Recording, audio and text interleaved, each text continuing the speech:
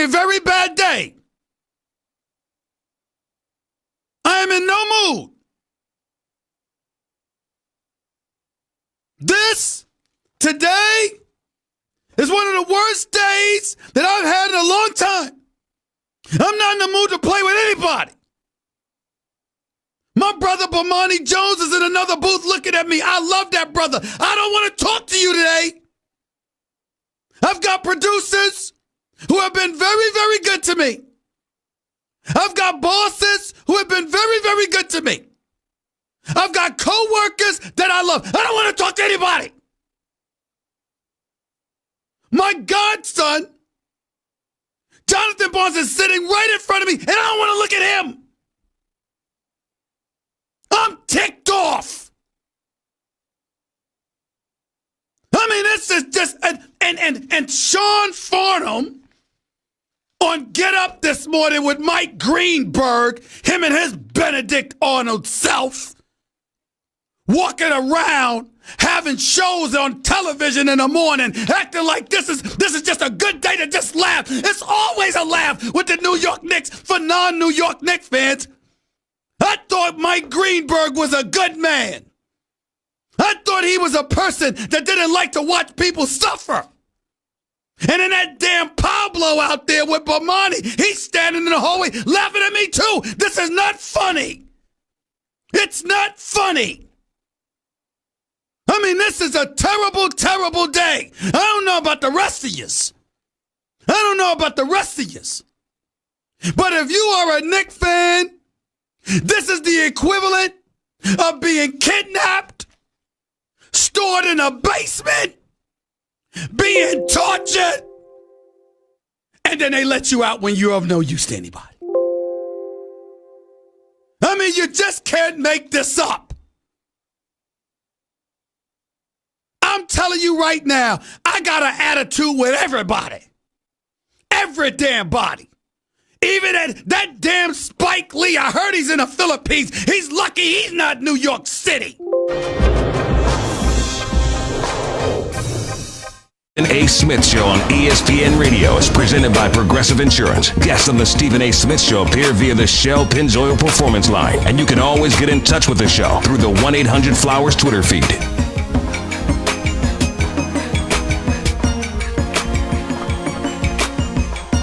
Oh, kick that music, please. Kick that music.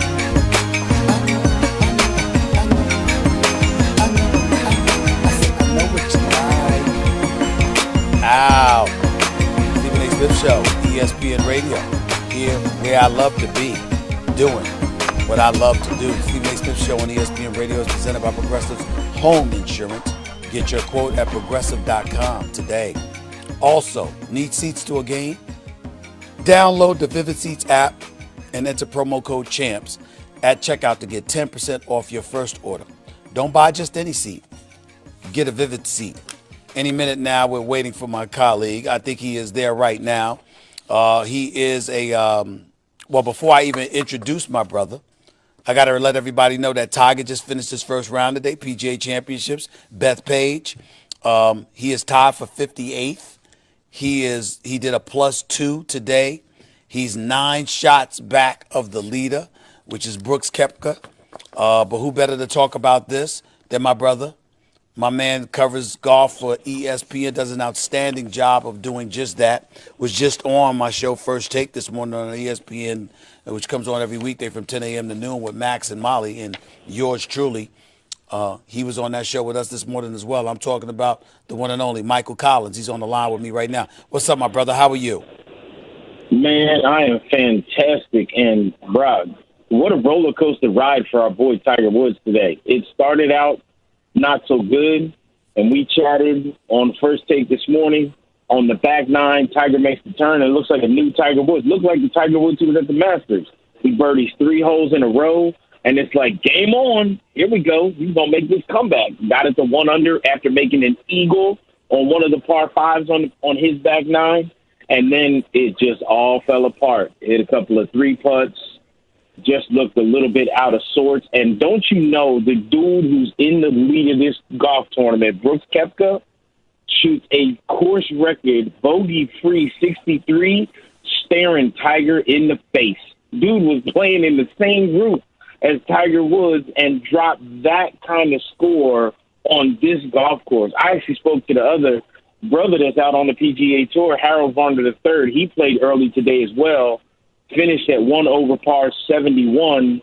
And when I saw him on the driving range, HV3 said, hey, you know what? There's a good score out there if you can put it in the fairway.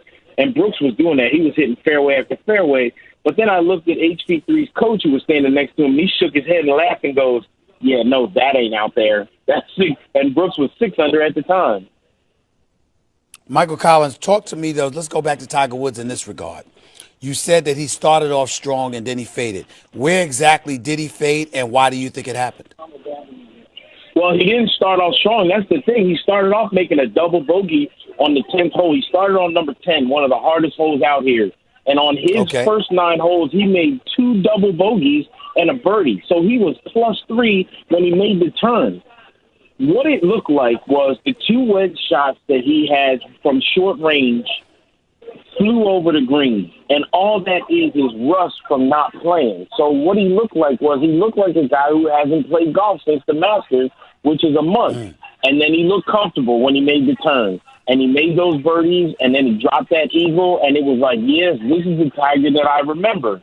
But just that fast, when you make a 3-putt, and you grind and you fight that hard to get back up into red numbers and somewhat into contention, once you have a 3-putt and make a bogey, you feel like all of that work that you did just crashed and burned. And the adrenaline crash that happens, it's real. And that's exactly what happened to Tiger Woods. Once that adrenaline crash happened, slump those shoulders just a little bit, and 1 bogey turns into 3. And that's exactly what happened to Tiger. Talking to Michael Collins, golf analyst extraordinaire for ESPN, right here with Stephen A., ESPN Radio, ESPN News. When Tiger won the Masters, I know that you had felt that he would not win one again. I know I felt like he wouldn't win one again. When he ultimately won the Masters, talk to me about what went through your mind. I know I'm not asking you about your relationship with Tiger per se, because I know he's a friend, you know him. I'm asking you what went through your mind when you finally saw him achieve that and accomplish that major, which I thought he would never do again. But by him doing so, I now think the path is clearly set for him to ultimately catch Jack Nicklaus's 18 majors and surpass him. You say what to that? See, I'm not in the same boat as you when it comes to can he catch Jack Nicklaus just because he won the Masters. I'm of the thought, and I'll be the first one to admit, too, I was right with you, and we talked about this on this show probably last year. I did not believe Tiger could win another major, but I believe that he could win golf tournaments.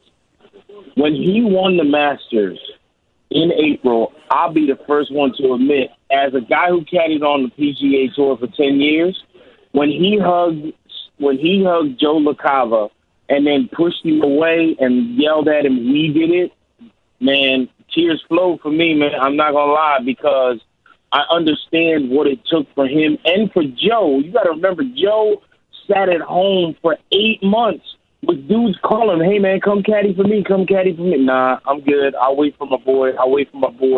So that kind of belief in your player, and then seeing Tiger breaking through. The other thing that hit me the hardest was when I was leaving the Masters, there were 2 brothers that was working in the media center, and they had been there for a while. And I knew them and had a relationship with these guys because I've known them for so long.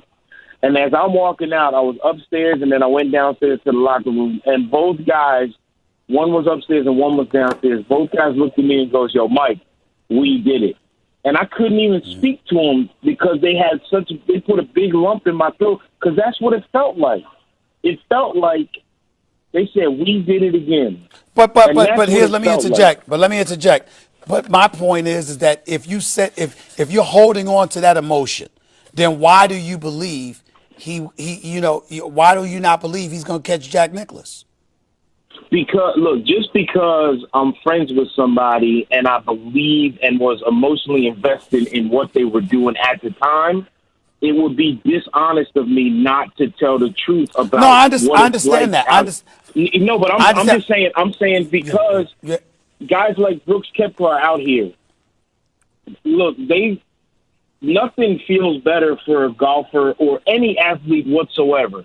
If you want to get a chance to beat a dude when he's at his best, that feels better than beating a guy when he's hurt or when he's not playing good. So guys like Brooks Koepka and Dustin Johnson and Rory McIlroy, and you go down the list as far as you want. Look at Jon Rahm. He ain't even won a major yet.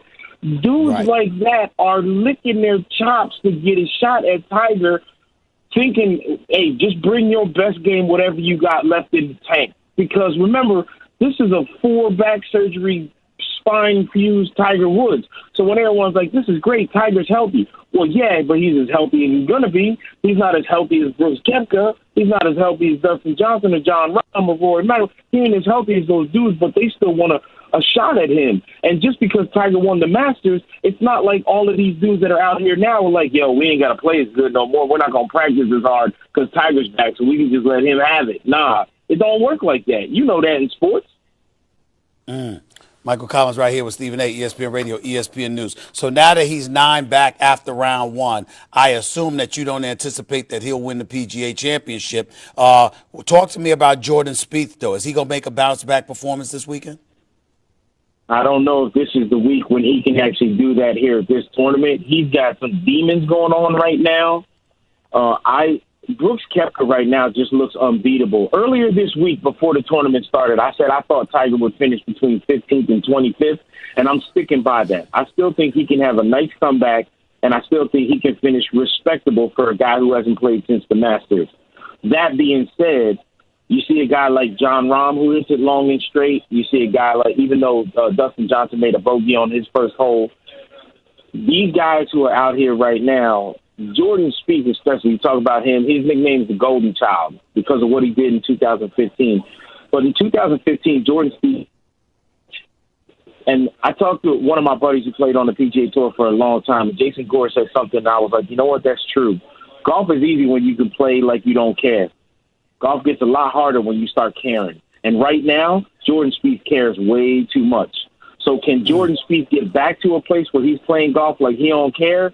Maybe. I think he might be able to get there, but right now it's not going to be available just because he cares way too much. Michael Collins, appreciate you as always, man. Go back there and cover that PGA Championship, man. We'll be talking to you down the line. Thanks so much. Man, it makes me so happy to know now that me and you can actually talk golf a little bit and that you want me on talking golf. I know I'm doing something right if I get to talk to you, my friend. You know that's right. Because if you couldn't talk golf, I wouldn't have you on. You know me. I appreciate you, bro. Thanks so much. I appreciate you as well, brother. Have a good one. Thank you. Take it easy. The one and only Michael Collins for ESPN on golf. Right here with Stephen A., ESPN Radio, ESPN News, 888-SAY-ESPN is the number to call up. It's 888-729-3776. Midway through hour number 2 of today's show, we will have the heavyweight champion of the world, Deontay Wilder, on the show with us, talking about some things. Plus, he's being investigated by the Boxing Commission just for a comment he made, which I find utterly ridiculous on their part. But I'll get into what that's all about in just a minute. 888-SAY-ESPN. You're listening live, Stephen A., ESPN Radio, ESPN News. By the way, fellas, stop lounging around. Be active. Take your girl out. Go to a game or a concert. Get tickets to something. The NBA playoffs are heating up, and the time is now to jump on those good seats. So for all your ticket needs, look no further than Vivid Seats, the official ticket partner of ESPN. Go to vividseats.com and enter promo code ESPN to get 10% off your first order. Get out, go have an experience, fellas. Get to the game and use Vivid Seats. Don't buy just any seat. Get a Vivid Seat. The new ESPN app, now with ESPN Plus. Baseball, hockey, soccer, and college football. You want more? I hope so. Because with Plus, you get new films, shows, and docs. The new ESPN app. Download now and sign up for ESPN Plus today. Barbasol making razors? Well, that's a no-brainer. Try the Barbasol Ultra